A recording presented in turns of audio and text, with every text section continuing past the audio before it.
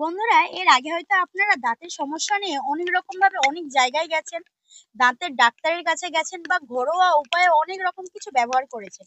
তাও হয়তো আপনারা সমস্যার সমাধান পাননি। তবে আমি বলবো একবার বাড়িতে এইভাবে এই রেমেডিটা তৈরি করে ব্যবহার করবেন, তবেই আপনারা 100% রেজাল্টে কিন্তু হাতে নাতে পেয়ে যাবেন। বন্ধুরা, টাইটেল আর থাম্বনেল থেকে আপনারা একদম ঠিক জায়গায় চলে এসেছেন, কারণ আজকে আমি আপনাদেরকে এমন একটা রেমেডি বানিয়ে দেখাবো যে রেমেডিটা বানাতে যে উপকরণগুলো লেগেছে সেই উপকরণগুলো কিন্তু আপনাদের বাড়িতেও আছে। তো আপনারাও খুব সহজে আজকের এই রেমেডিটা বাড়িতে বানিয়ে নিতে পারবেন। আর তাছাড়া আমার অনেক বন্ধুরাও আছেন যারা দাঁতের সমস্যা নিয়ে ভুগছেন। ঠিকই শুনেছেন, দাঁতের সমস্যা। দাঁতের কিন্তু নানা রকম সমস্যায় নানা রকম ভাবে মানুষ ভুগছে, যেমন দাঁতের মাড়ি ফুলে যাওয়া, দাঁতের গোড়া থেকে রক্ত পড়া, সব থেকে যেটা একটা বাজে ব্যাপার, দাঁতের মধ্যে কিন্তু হলুদ লাল কষ পড়ে যাওয়া। দেখবেন সেই কারণে অনেকে কিন্তু বাইরে ঠিকঠাক ভাবে বেরোতে পারে না বা বাইরে হাসতে পারে না সবার মাঝখানে। তো বন্ধুরা, আজকের এই সব সমস্যার সমাধান নিয়ে আজকের এই ভিডিওটা আপনাদের জন্য আমি শেয়ার করছি। তো আমি রিকোয়েস্ট করব পুরো ভিডিওটা আপনারা প্রথম থেকে শেষ অবধি দেখুন।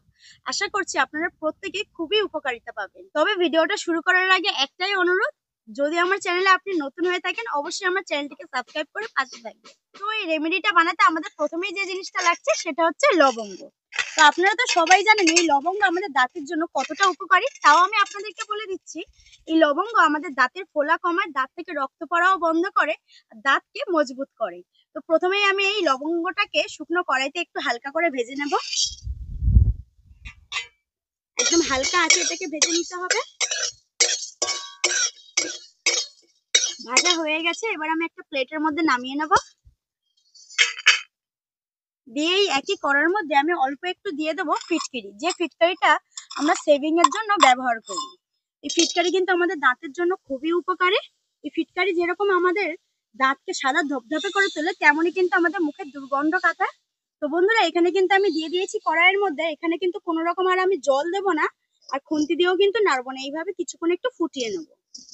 তো দেখুন ফিটকিরিটা দিতে দিতে কিন্তু আস্তে আস্তে গলতে শুরু করেছে, তো এইভাবে কিন্তু ফুটিয়ে নেবো আমি। আর আঁচটাকে হালকা রাখতে হবে।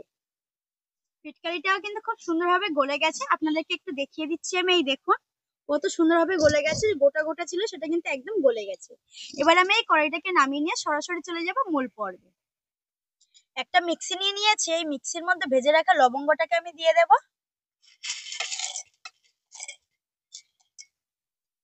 এর সাথে দিয়ে দেবো 1 চামচ খাবার লবণ। এই খাবার লবণ কিন্তু আমাদের দাঁতের জন্য খুবই উপকারী, যেহেতু এটা নোনতা একটা জিনিস, দাঁতের মধ্যে গেলে কিন্তু দাঁতের পোকাগুলো মরেও যাবে আর বেরিয়েও যাবে। এবার আমি দিয়ে দিচ্ছি এর মধ্যে, সাথে দিয়ে দিচ্ছি 1/2 চামচ হলুদ গুঁড়ো। হলুদ গুঁড়ো আমাদের অ্যান্টিসেপটিকের কাজ করে। সাথে দিয়ে দিচ্ছি বেকিং সোডা। এই বেকিং সোডা আমাদের দাঁতের হলুদ কষ দূর করতে সাহায্য করে। এরপর সবশেষে আমি যেটা দিয়ে দেবো সেটা হচ্ছে এই যে আমি গরম করেছিলাম ফিটকিরিটা, সেটাই দিয়ে দেবো আমি। তো দেখুন ঠান্ডা হতে কিন্তু বসে গেছে, তো এইভাবে একটু তুলে দিয়ে দিতে হবে। পুরোটাও বসেনি, আবার পুরোটাও কিন্তু মানে চিটচিটে হয়ে আছে। দেখুন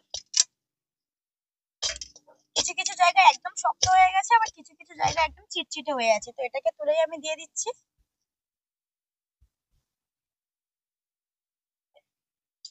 তো আমি সমস্ত কিছু কিন্তু মিক্সির মধ্যে নিয়ে নিয়েছি। এবারে এই মিক্সিটাকে খুব ভালোভাবে কিন্তু আমি ঘুরিয়ে আনবো। দেখুন ঘুরিয়ে এনেছি আর কত সুন্দরভাবে পেস্ট হয়েছে, এই দেখুন। তো আমি এই গুঁড়োটা একটা বাটির মধ্যে 2-3 চামচ মতো নিয়ে নিচ্ছি। তো বন্ধুরা, আমি আপনাদেরকে আরো একটা পদ্ধতিতে দেখিয়ে দেবো, তো সেটা আমি একটু পরে আপনাদেরকে দেখাচ্ছি।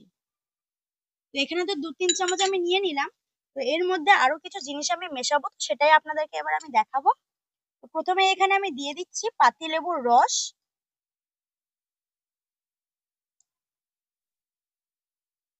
আর দিয়ে দেবো এখানটায় আমি কলগেট। তো আমি যে রেগুলার মানে কলগেটটা ব্যবহার করি সেটাই আমি এখানে নিচ্ছি। তো আপনারাও যে রেগুলার কলগেটটা ব্যবহার করেন সেটাই নিয়ে নেবেন।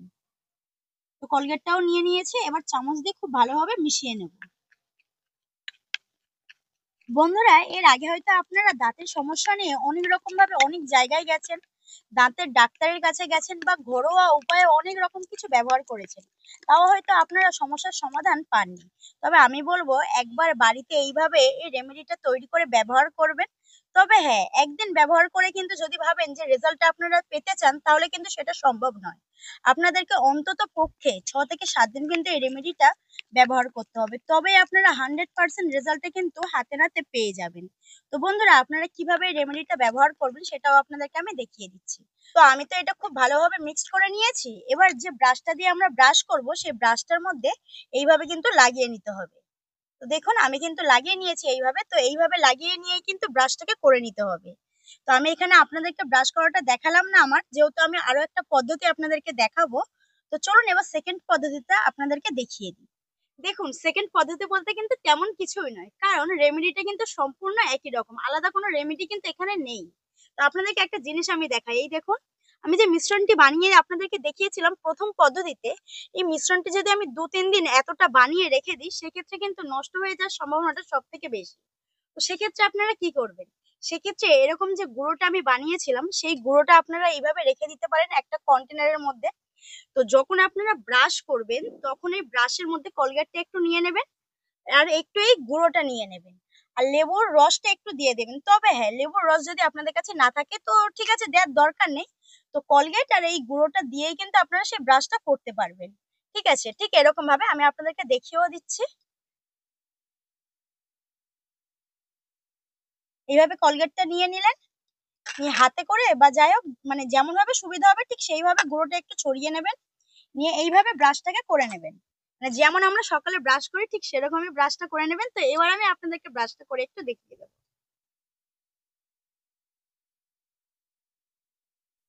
বন্ধুরা, আমি কিন্তু কলগেট দিয়ে ব্রাশ করে মুখটাকে খুব সুন্দরভাবে আমি ধুয়ে নিয়েছি। আর দেখুন, দাঁতটা কিন্তু আগের থেকে বেশ অনেকটাই চকচকে হয়ে গেছে। তো যাই হোক বন্ধুরা, আমি যেটা আপনাদেরকে বললাম, অবশ্যই করে কিন্তু আপনারা এই রেমেডিটা ট্রাই করবেন। তবে একদিন দুদিন নয়, অন্তত পক্ষে 7 দিন ব্যবহার করবেন, তবেই কিন্তু আপনারা এর রেজাল্টটা হাতে নাতে পাবেন।